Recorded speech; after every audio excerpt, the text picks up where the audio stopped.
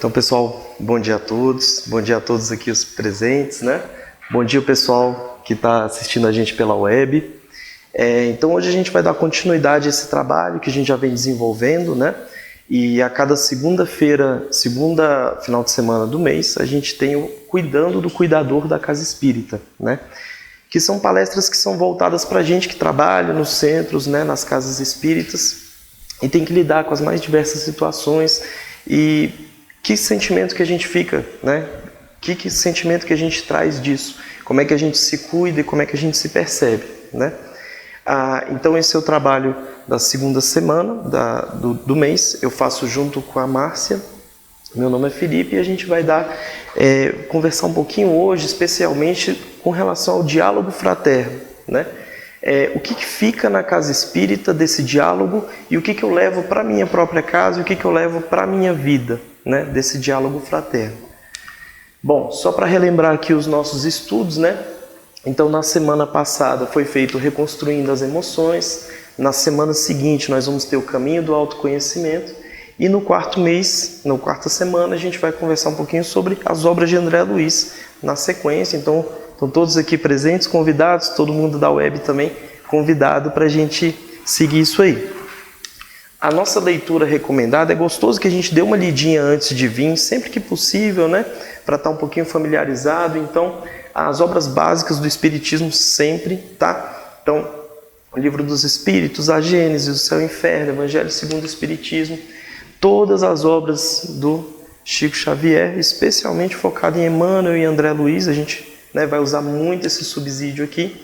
E a gente tem outros vários autores que são muito bons, que a gente sempre recomenda a leitura. Ivone Pereira, Zilda Gama, Manuel Filomeno de Miranda, que são autores que contribuem muito na nossa obra, no nosso estudo, né?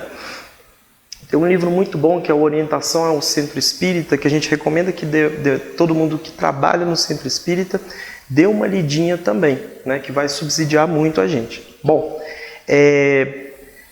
engraçado quando a gente vai estudando e vendo essas coisas, né? O porquê das obras do Espiritismo, né? O porquê da gente estar sempre trabalhando e focando essa questão da caridade, né? O que seria se a gente vivesse do Espiritismo e não praticasse, se a gente não realmente colocasse em prática as obras, né? No livro Palavras de Vida Eterna, Emmanuel aborda isso muito bem, né? Ele fala na lição número 5, citando esse trecho: a fé, se não tiver obras, é morta em si mesmo. Imaginemos o mundo transformado num templo vasto, respeitável sem dúvida, mas plenamente superlotado de criaturas em perene adoração ao céu. Ou seja, nós lá em plena adoração. Por dentro, a fé reinando sublime, orações primorosas, discursos admiráveis, louvores e cânticos. Mas por fora, o trabalho esquecido, campos ao desamparo, enxadas ao abandono, lareiras em cinza. E é gostoso que o Emmanuel ele fala do trabalho mesmo, né? Não é só do trabalho espírita, mas do trabalho nosso do dia a dia, né? O tanto que ele ficaria uma fé vazia sem essas obras, né? De que teria valido a exaltação exclusiva da fé, se não para estender a morte no mundo que o Senhor nos confiou para a glória da vida. Não te creias desse modo em comunhão com a Divina Majestade, simplesmente porque te faças cuidadoso no culto externo da religião a que te afeiçoas. Conhecimento nobre exige atividade nobre, né?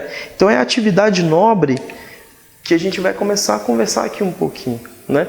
Elevação espiritual é também dever de servir ao Eterno Pai na pessoa dos semelhantes. É por isso que fé sem obras se completa no sistema de nossas relações com a vida superior. Prece e trabalho, santuário e oficina, cultura e caridade, ideal e realização.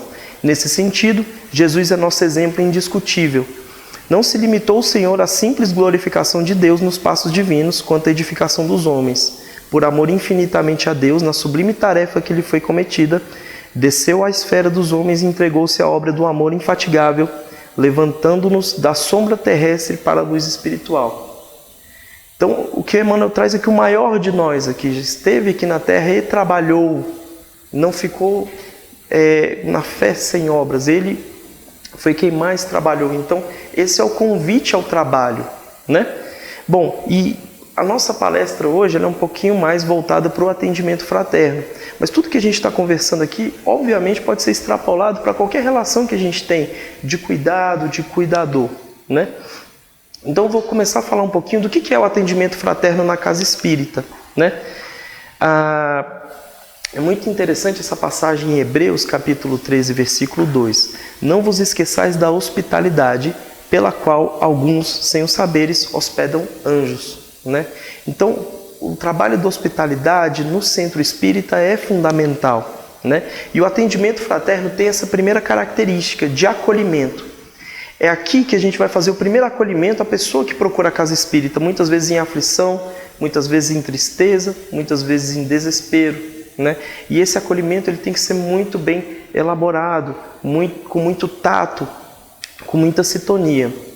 Nesse primeiro momento, eu coloquei aqui entre aspas, a gente vai fazer uma triagem, né? É aqui que a gente vai direcionar a pessoa que nos procura, para que região e que local do nosso centro espírita ela vai estar mais bem acolhida, né? Será que ela precisa fazer um tratamento de passes, assistir algumas palestras, enfim, né? Mas é claro que aqui não é só um centro de triagem, né? O Divaldo fala muito no livro dele, Atendimento Fraterno, do Manuel Filomeno de Miranda, que é no atendimento fraterno que se inicia a cura magnética, né? Então, no momento em que a pessoa entra no centro espírita, ela já está sendo auxiliada pela espiritualidade, né? Apesar do atendimento fraterno não ser o local indicado para as curas espirituais, obviamente, ali já se inicia o primeiro atendimento com relação a isso, né? E veja que o atendimento fraterno é sempre o passo inicial de tratamento daquela pessoa. É o passo, a semente que está sendo plantada naquela pessoa, né?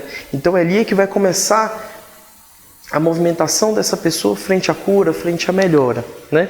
E o Divaldo traz muito isso, o desabafo, né? A gente sabe que muita gente vem procurar o centro espírita muitas vezes para desabafar, para contar o que está sentindo, porque não tem ninguém com que ele possa se expressar, ou pelo menos que ele não se sinta confortável para isso.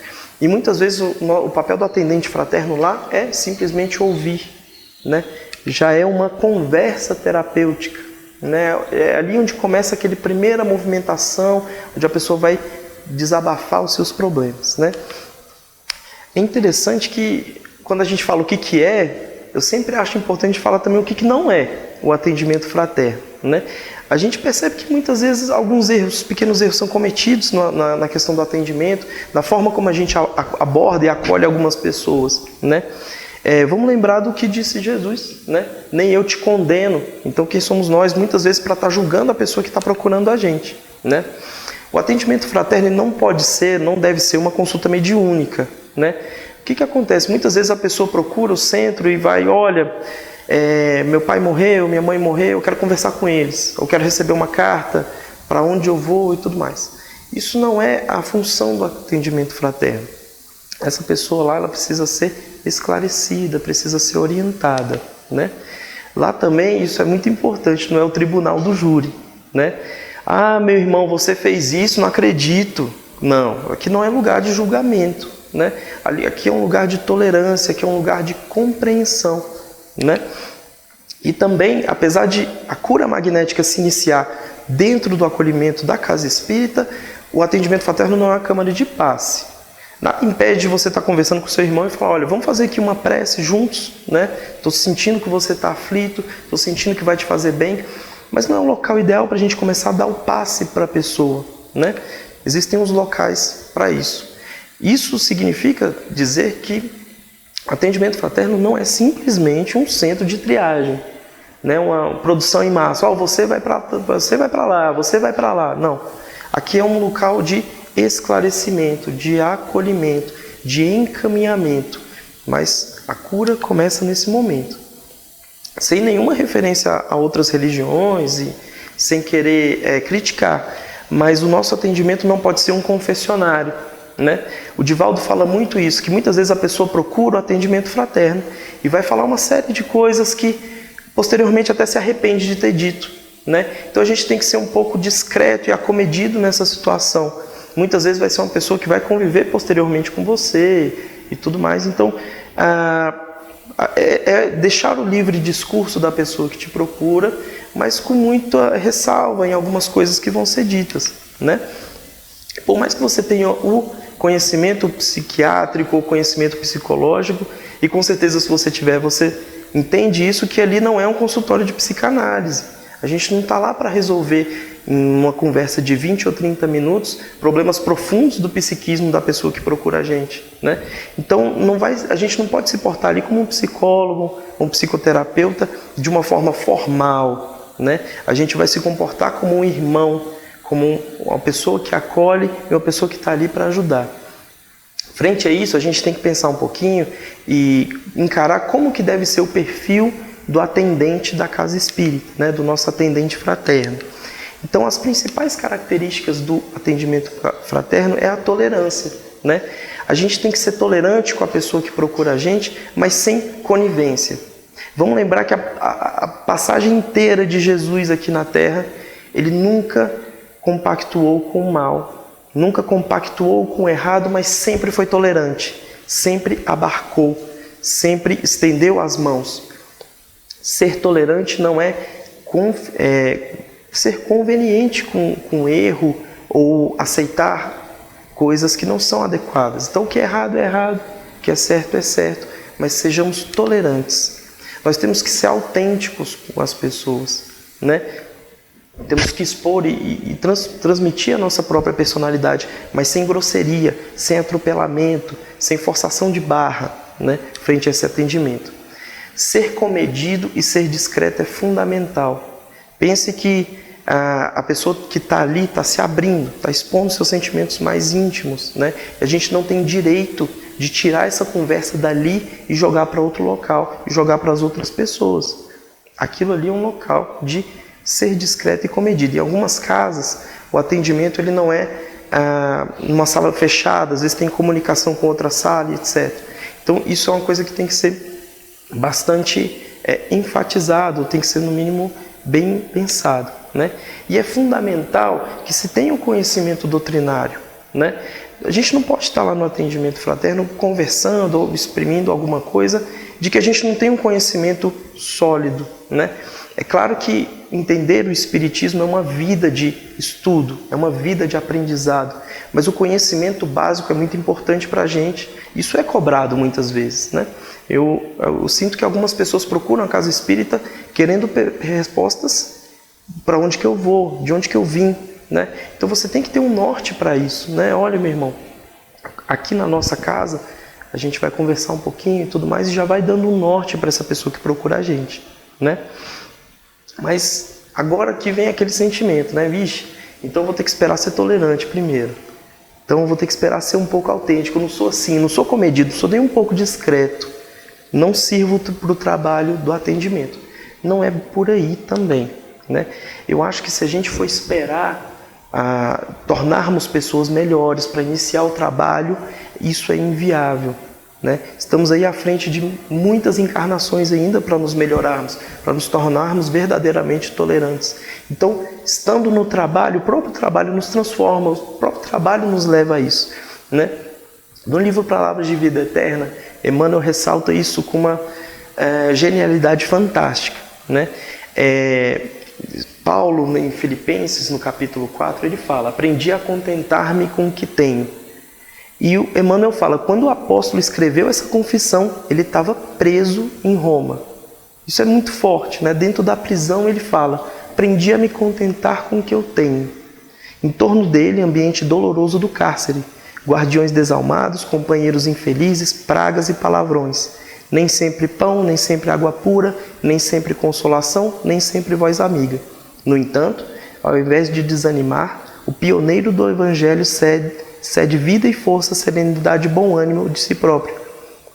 Se aspiras a servir aos outros, servindo a ti mesmo no reino do Espírito, não percas tempo na expectativa inútil, pois todo aquele que sente e age com Cristo vive satisfeito e procura melhorar-se, melhorando a vida com aquilo que tem. Então, o que nós temos hoje é o que nós temos a oferecer, E nós somos convidados ao trabalho do centro espírita, né? O que o bom atendente, o bom irmão precisa?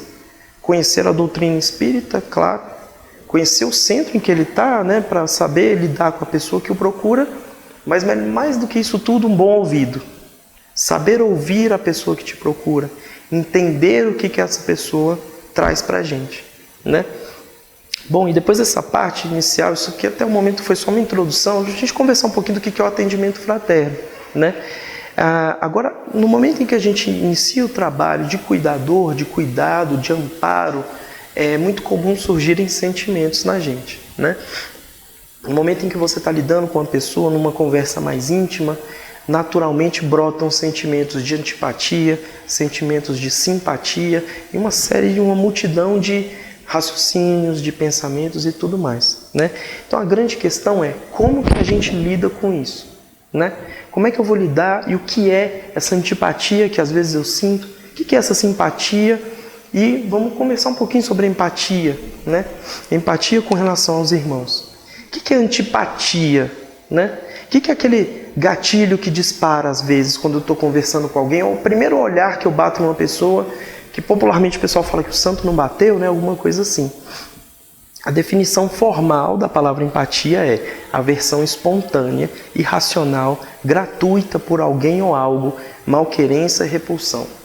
Olha que fantástico a definição formal, né? Uma aversão irracional. Até do ponto de vista formal a gente já percebe a coisa da irracionalidade por trás disso. Uma falta de raciocínio ou de intelectualização daquele sentimento que a gente cria com relação ao outro. Uma questão gratuita muitas vezes. Essa gratuidade eu vou conversar um pouquinho. Mas o que eu questiono e o que eu levanto aqui para a gente é o que nós enxergamos no outro. Que antipatia é essa que a gente está vendo nele? O que isso tem que é nosso, né? Vamos começar pelo que o Jesus falou, né? Que eu acho que é o mais importante. Por que reparas tu no argueiro que está no olho do teu irmão e não vê a trave que está no teu olho? É interessante como tudo parece que já foi dito no Evangelho, né? A gente está só meio que trabalhando as coisas que já foram faladas, né? Essa charge ela é muito gostosa nisso, né? Será que isso que eu estou vendo nele, essa antipatia que ele gerou, não é minha? Não é uma coisa que está dentro de mim? Eu estou ali no atendimento fraterno, a pessoa vem e me fala, olha, estou com um problema com alcoolismo e de repente dispara aquele gatilho. Um parente meu que tem algum problema com álcool e já crio aquela antipatia e parece que daquele momento a conversa para frente está arruinada.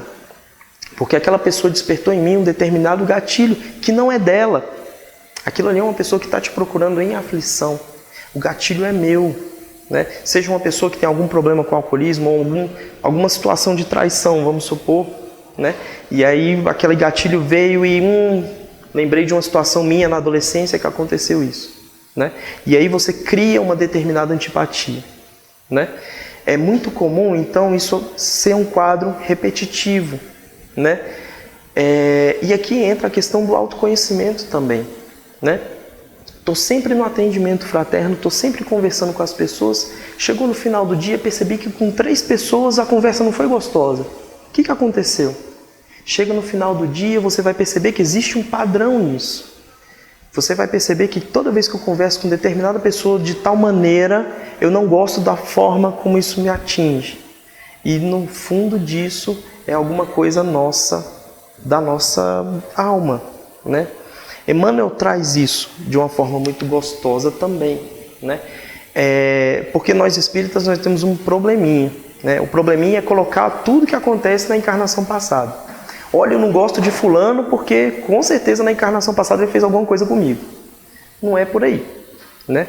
Ou seja, você cria uma antipatia com determinada pessoa, você está errado de criar essa antipatia e ainda bota a culpa nela na outra vida, né? Isso não é por aí.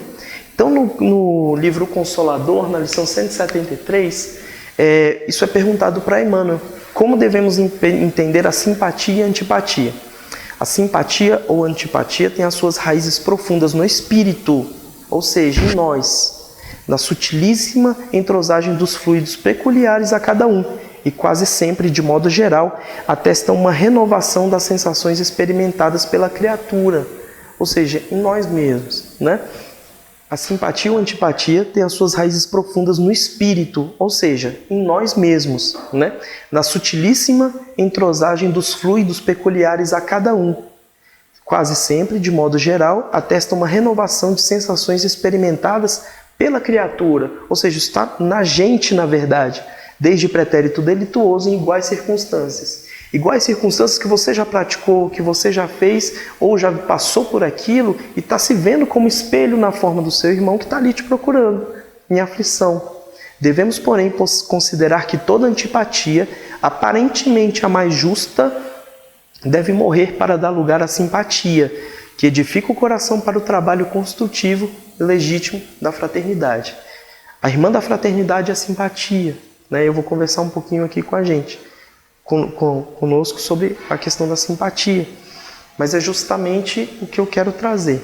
Essa antipatia está na gente, e a gente tem que pensar muito e ter esse autoconhecimento de saber de onde que está vindo isso. E mais importante, é justo que eu sinta isso naquele momento? Senão não fala um pouquinho de falta de caridade, né?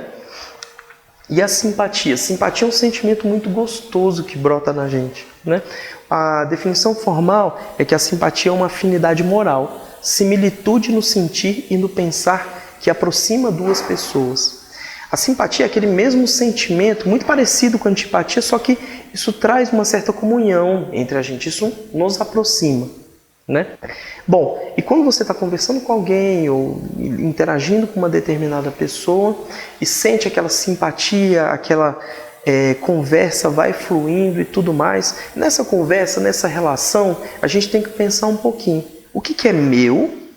O que é nosso? O que a gente está trocando? E o que eu posso levar dessa relação? Né? Porque o que a gente percebe é que muitas vezes essa simpatia ela se transforma num apego, numa coisa muito excessiva, e aí você começa a sofrer com a pessoa. Você sente que aquele sentimento de aflição que a pessoa está passando começa a vir para você também. Nós que somos profissionais de saúde passamos muito por isso. No final do dia você chega em casa, parece que tem uma mala nas suas costas, de tanto problema que você ouviu o dia inteiro, mas o problema não está aí em você ouvir, né? Você está lá para isso. O problema está na forma como você transforma isso e traz isso para dentro de si. Da mesma forma como a antipatia não é justo com o seu irmão, a simpatia em excesso e trazer os problemas para mim é justo comigo, né? Isso é uma reflexão que a gente tem que levar. Paulo coloca isso muito bem, novamente, parece que já está tudo no Evangelho, né? Paulo coloca isso muito bem em Gálatas, Epístola a Gálatas. Sim, irmãos, se algum homem chegar a ser surpreendido em alguma ofensa, vós que sois espirituais, encaminhai o tal com espírito de mansidão, olhando por ti mesmo, para que não sejas também tentado. Levai as cargas uns dos outros, ou seja, levamos juntos com os nossos irmãos, e assim cumprireis a lei do Cristo. Porque se alguém cuida ser alguma coisa, não sendo nada, engana-se a si mesmo. Mas prove cada um a sua própria obra e terá glória só em si mesmo e não no outro. Porque cada qual levará sua própria carga, né? Então, isso é uma coisa que a gente percebe do ponto de vista prático também, né? Do ponto de vista científico, inclusive, né? Na Universidade de Ohio foi feita uma pesquisa publicada esse ano, 2019, né? Eles avaliaram 1.071 cuidadores de pessoas com doenças mentais, 888 cuidadores de pessoas que tinham alguma deficiência de desenvolvimento, que necessitavam de algum cuidado. Essas quase 2.000 pessoas, eles compararam com a população que não era, de pessoas que não eram cuidadoras. Eles perceberam que essas pessoas aqui apresentavam piores scores físicos, piores scores mentais, ou seja, adoeciam mais, ficavam mais doentes do ponto de vista físico e mental. E aí vai surgir o pensamento, então o problema é ser cuidador. Não, o problema é a forma como se cuida. É abarcar o sentimento do próximo e levar a aflição para si. Isso não é justo conosco, né? E agora? Então a antipatia, obviamente, é muito ruim. A simpatia em excesso também não é legal. Então como é que é a forma de lidar? Como é que é a forma de abarcar e como é que é a forma de tratar o nosso próximo, né? A palavra fundamental, a palavra-chave é a empatia. Tá? Empatia vem de um radical que significa sentir com a pessoa. Capacidade de se identificar com outra pessoa, de sentir o que ela sente, de querer o que ela quer, de aprender do modo como ela aprende. Se identificar no seu irmão que te procura, que está aflito. Eu encaro essa pessoa, me vejo nela e a amo por ser eu, por me comunicar com ela, consentir com ela. E uma pessoa que te procura em aflição, uma pessoa que te procura em problema, como é amar essa pessoa?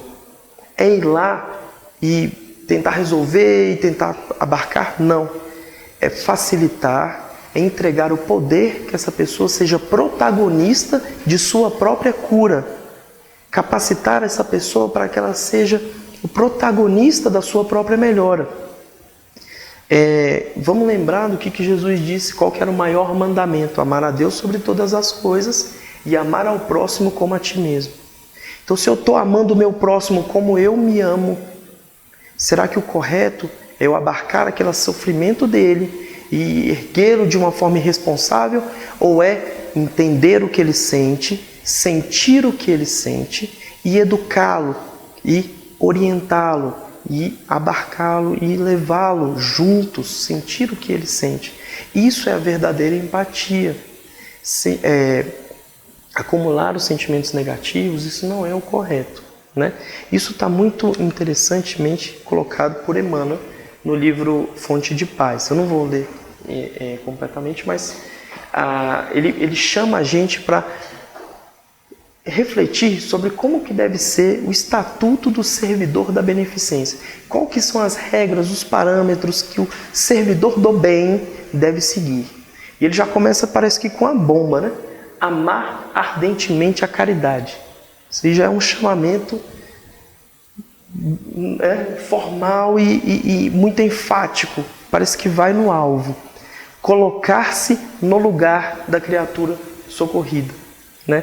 A gente tem que pensar que amar é justamente facilitar para aquela pessoa, né? Dar-lhe o poder para que ela se transforme por si só, né? Respeitar a dor alheia, seja ela qual for. Aqui entra a tolerância, aqui entra o não julgamento, né? Estudar para ser útil. Tão importante conhecer a doutrina espírita para a gente fazer isso, né? Tão importante a gente ter uma base sólida para que isso se fomente e isso aconteça, né? Então, a mais forte ainda é essa passagem, salvar-se, do Palavras de Vida Eterna, de Emmanuel. Essa é tão gostosa, essa passagem, que eu vou ler na íntegra, né? É digna de nota a afirmativa do apóstolo, asseverando que Jesus veio ao mundo salvar os pecadores, para reconhecermos que salvar não significa arrebatar os filhos de Deus à lama da terra para que fulgurem de imediato entre os anjos do céu. Assinalemos que logo após a passagem do Senhor entre as criaturas, a fisionomia íntima dos homens, de modo geral, era a mesma do tempo que lhe antecedera a vinda gloriosa. Mantinham-se os romanos no galope da conquista ao poder, os judeus permaneciam algemados ao racismo infeliz, os egípcios desciam à decadência, os gregos demoravam-se sorridentes e impassíveis em sua filosofia recamada de dúzias de prazeres. Os senhores continuavam senhores, os escravos prosseguiam escravos. Todavia, o espírito humano sofrera profundas alterações. As criaturas, ao toque do exemplo e da palavra do Cristo, acordavam para a verdadeira fraternidade, e a redenção por chama divina começou a clarear os obscuros caminhos da terra, renovando o semblante moral dos povos.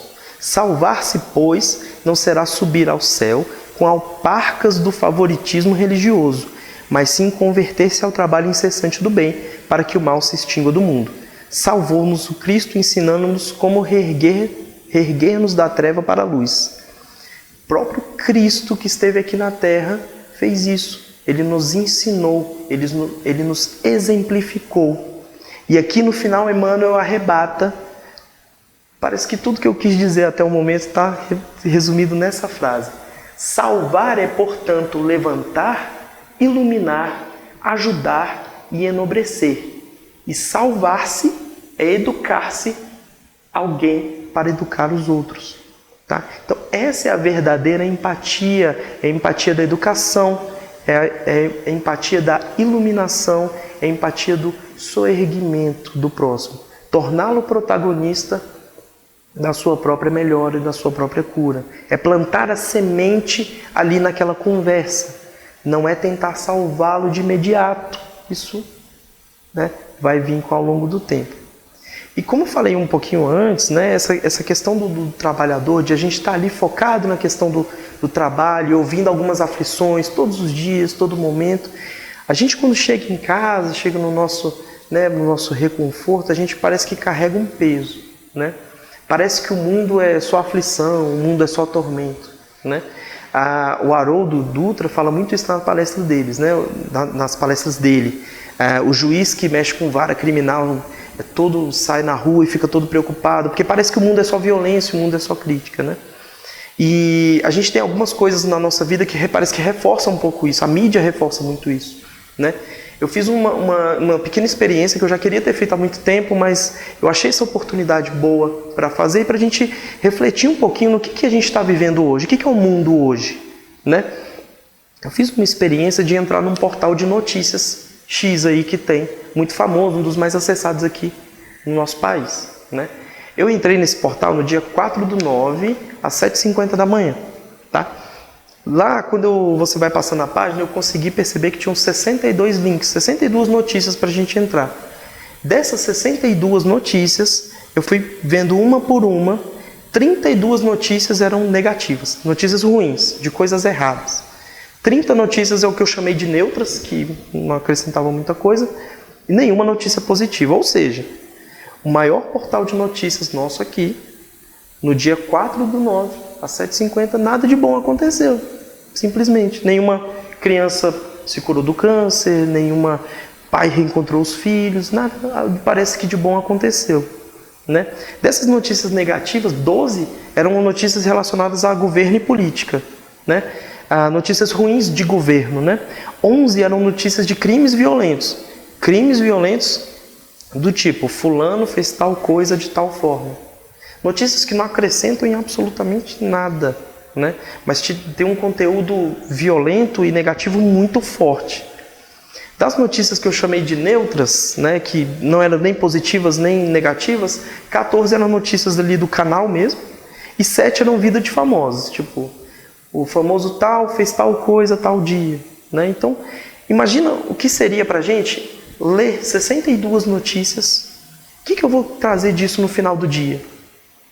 O que eu carrego disso de positivo para a minha vida? Como é que eu vou estar ao final disso? Né? É o mesmo sentimento que às vezes a gente traz para casa depois de ouvir tanta aflição, depois de ouvir tanto problema. Como é que a gente trabalha isso? Tem um neurocientista chamado Steven Quartz, ele atentou a gente para isso, né? Ele é um neurocientista, professor de filosofia, e ele fez uma pesquisa ele é norte-americano e fez uma pesquisa com os americanos. Ele percebeu que 2/3 dos americanos que ele entrevistou, eles achavam que a miséria tinha dobrado nos últimos 20 anos. Então, piorou muito de 20 anos para cá na percepção deles. E na cabeça deles também, o mundo estava em caos, né? O mundo eram guerras e tudo mais. E aí era perguntado para eles também, por que você acha que o mundo está em caos? E eles usavam os conflitos do Oriente Médio como parâmetro. Falaram, olha, veja a situação do Oriente Médio, né? Então, o mundo é caótico. E aí, o que a gente tem de realidade? O que a gente tem de fatos? Fato é que quase 1 bilhão de pessoas saiu da pobreza dos últimos 20 anos, né? A expectativa de vida aumentou, a mortalidade infantil caiu, o acesso à educação aumentou, de tal forma que nos últimos 10 anos para cá a gente está no auge de todos esses parâmetros. De 1980 para cá, as democracias do mundo praticamente triplicaram. Então o mundo está se tornando democrático. E o número de pessoas mortas em conflitos caiu 75%. Nosso mundo está melhorando, nosso mundo está ficando melhor. Justamente naquela fase de transição planetária que a gente já conhece.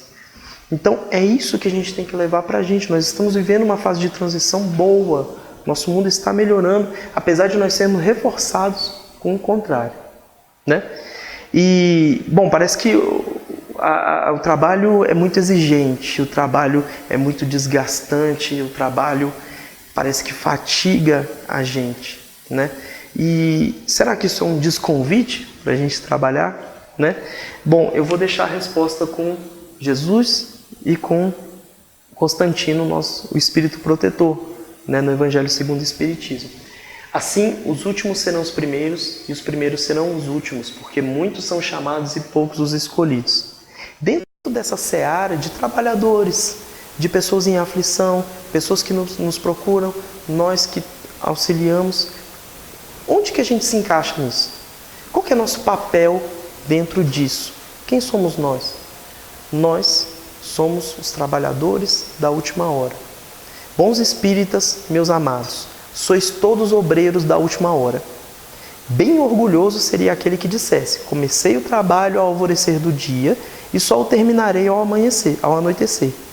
Todos viestes quando fostes chamados, um pouco mais cedo, um pouco mais tarde, para a encarnação cujos grilhões arrastais. Mas há quantos séculos e séculos o Senhor vos chamava para a sua vinha, sem que quisesseis penetrar nela. Eis-vos no momento de embolsar o salário. Empregai bem a hora que vos resta, e não esqueçais que nunca que a vossa existência, por longa que vos pareça, mais não é do que um instante fugitivo na imensidade dos tempos que formam para vós a eternidade. Nós somos os trabalhadores da última hora. Nós estamos aqui para resgatar, para evoluir e para trabalhar esses sentimentos na gente. Nós já fomos chamados antes, recusamos e aqui estamos nós para trabalhar novamente. Certo? Pessoal, vamos encerrar então hoje. Muito obrigado pela presença de todo mundo. Queria convidar vocês para conhecer o portal da FEB, o Nossa FEB. Entrem, acessem, deem uma conversada e deem uma olhada sobre isso. Muito obrigado, gente.